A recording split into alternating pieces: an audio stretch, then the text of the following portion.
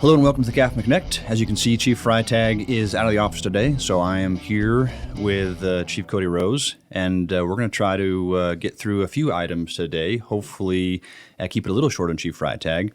And we'd like to start with first congratulating all the engineers, all the firefighters that took the engineer's test. Obviously, that is a very stressful event. Anytime you take a test and you are being evaluated by your peers. I know I did not do very well on my engineer's test, and my score reflected that. But congratulations to everybody that took the effort and went out there and took the test. I know the results, we're still waiting for the review process and grievance process to be completed, but that information will be coming out soon, so good job. With that, Cody, you have a few new hires in planning logistics. Would you like to introduce them? Yeah, so we have one in fleet. So we have a new mechanic that's filling the spot for Brighton after Brighton left. And it's the funny thing with that is it's B. Birch with an ARD at the end. So it's Ben Burchard that is the new mechanic out there. He came to us from the city of Prescott. He worked on their fleet and fire trucks there, and now he's working on ours. He's done a great job in his first week here. So congratulations to Ben. And then in prevention, we have three new folks. The first one being Carrie Johnson, who was our third-party inspector from Shums Coda, which is the private company that we were using for a little while. She decided she was going to come here full-time, so she tested for that position. We hired her, so she's an Inspector 3. And then we hired an Inspector 1, and his name is Kevin O'Neill. He came to us from Portland, Oregon. He was at Portland Fire, a firefighter there, worked his way up through the ranks, and then was in prevention for the last 2 years in Portland. And then the third one is, I just drew a blank on his name. It'll come to me. Daryl Turpak. He's from El Mirage Fire, where he's Daryl, that's no reflection on you. Yeah. Sorry, Daryl Button. But he's come to us from El Mirage Fire, and he was the fire marshal down there as well. So he starts on Monday. So a couple more days, and he'll be starting, and then we'll be back to our full staffing and prevention. No, that'll be good, and it's nice, like I say, to get the prevention division built back up, because I know there's been a lot of stress on you personally and just the division itself trying to work through those challenges, so that'll be good. Yeah. The other part, I would like to discuss a little bit, just an update on strategic plan. I know we're still working through some of that stuff, done a lot of the sessions for the feedback, but before we get to that, let's just do a couple other planning and logistics updates. The first being new engines. I know you and several other individuals went back there to look at those. What's the update for those? Yeah, so myself, Dominic, and Kyle Runo went back in the initial stages of the ordering those three new engines and went through line by line in roughly 50 pages of every little thing on the engine. What do we want and what's going to fit our area? So we did that, and then here recently, myself and Dominic and Dave Wittenberg went back and did the final inspection on those three engines, and we found like 2 pages worth of things that need to be changed. Most of them were all minor. Those engines are actually on a truck and should be here to Phoenix at Hughes Supply this week or next week. They'll do their check on it, and that's the dealership that we bought them through. They'll do their check and clean them all up, get them ready for us, and then they'll be delivered here, hopefully by the end of the month. It's going to take a couple months to get those in service, so my hope is that June 1st, somewhere around that time frame, we can have them in service. They'll be going to Station 51, Station 54, and Station 62. And then some of the thought process behind that was with 54 and 62, they have fairly new engines that are there, but putting those at Station 57 and Station 63 so that those folks at those two stations aren't seeing new engines every 2 years come through there, or new old engines come through there every 2 years, and they're actually going to get some fairly nice newer engines that they can keep for a while and be consistent with the fleet out there. Oh, that'll be good.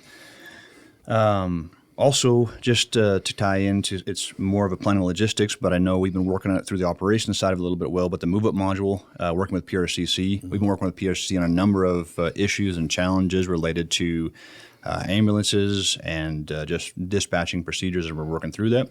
But I know one of the positive changes, and we're partnering with Prescott Fire on this move, is that move-up module that'll help us take all the call volume, the density, and try to look at our move-up policies to make updates and changes. And I know the city has started this project. You can provide a little bit more on that if you'd like, but we are actively moving towards that.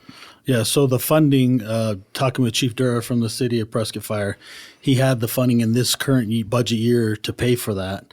So he's starting it. He's going to get that started, and then we're going to pay the back half of it, which would come after July 1st. So, like you said, it's a partnership with the city. They'll pay for the first half to get the process started and work on that, and then once that second payment's due after July 1st, we'll make that payment. Good. That'll be cool. I know Chief Schuster has volunteered, gladly, thank you, Alan, to be part of this whole module. I know he's put a lot of effort into reviewing the policies, especially with the challenges that we see at 51, Station 51 specifically. And so he's going to be helping with that, provide that operational level perspective. And I'm sure he'll be relying on the Station 51 crews to help make some of those decisions as we try to influence the rollout of this as we move forward. So still, obviously, a little ways out, but it's nice to see that we were making progress in that area.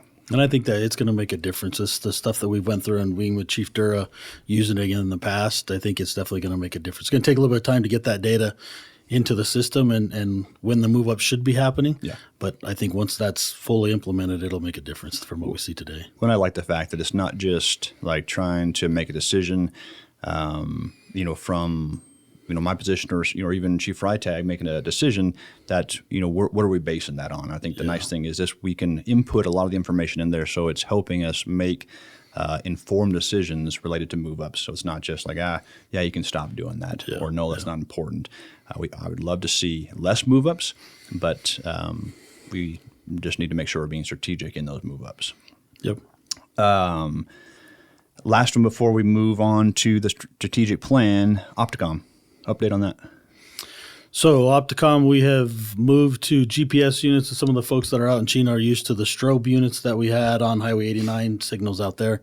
We are moving to GPS. They've been installed on all of the Type 1 engines that are first out. We're working on the reserve apparatuses now, and then the BC vehicles should both have them as well. So now it's getting installed on the lights. We have a partnership with the town of Prescott Valley that they are going to pay for the contractor to put them on all the lights that are town-owned, and then we're paying for them to be installed on the lights that are outside of that. So before July 1st, I just had a phone call with a guy from the company today, but before July 1st, we will have Highway 69 and Highway 89 will be done. And then after July 1st is when the town's going to do it, because it's in their budget for next fiscal year, which happens after July 1st. So in the next couple of months, we'll see that roll out. And once that starts getting activated, I'll make sure to touch base with those folks that could be involved in that, and you'll start seeing that happen. But I'll let you know when that's going to be activated on those signals on 69 and 89. But I think that's all good progress and all helping ensure the safety of our crews, but also the public as well, as we are able to clear those intersections a little better. All that being said, talk about the strategic plan a little bit. I know B-Shift, I just kind of read through all their responses this morning. I know they went through their process yesterday, and along with A and B Shift, and most of the staff, I think a lot of that's done for that feedback portion of it. And just to make sure everybody is clear, yes, we read all the comments. Yes, it is anonymous. No, not all of it will probably make it into the strategic plan, but the goal is to take that feedback with Doug's help and make strategic initiatives. There was, I was joking with the crew at 53, there was one comment on how the process went, and it just said, "This sucks." So that probably won't make it into strategic plan, but hopefully the important part is the feedback, portion of that. That was the internal feedback. We still have to do kind of that, the external stakeholders, the community members, getting that feedback from the board members as well, as we try to take all that feedback and make strategic initiatives.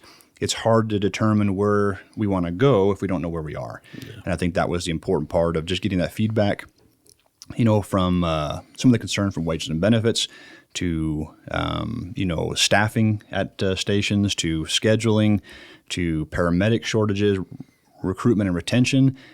If you go back to a lot of strategic plans over the past few years, a lot of that stuff is in there. I think, hopefully we can take, some of what we did this time with, Doug's help, the individual that's helping us, facilitate all this, and make strategic initiatives that end in results. I mean, that's again the goal of this. And I would encourage anybody that looked at that and was discouraged by it, or you thought wasn't enough. The intent is to take that information and make it something positive and whittle it down into initiatives that can be accomplished. And I think that'll be the end result. I think we're very, very good. And once we get that final goal, set of goals, the work begins. Yeah. So it's one thing to identify all these issues and just lay them on the table. The next part and the challenging part is how do we make strategic initiatives to accomplish that? So. Yeah, and I think there was some good information that was provided on there that we've seen. There's some other stuff that, like you said, isn't going to make the goals, but I think from operations and from planning, logistics, and non-ops, there's some things that need to be done. There's some changes that need to be made, and I think folks in operations have to understand that some of that stuff in non-ops needs to be done so that you can be successful in the field.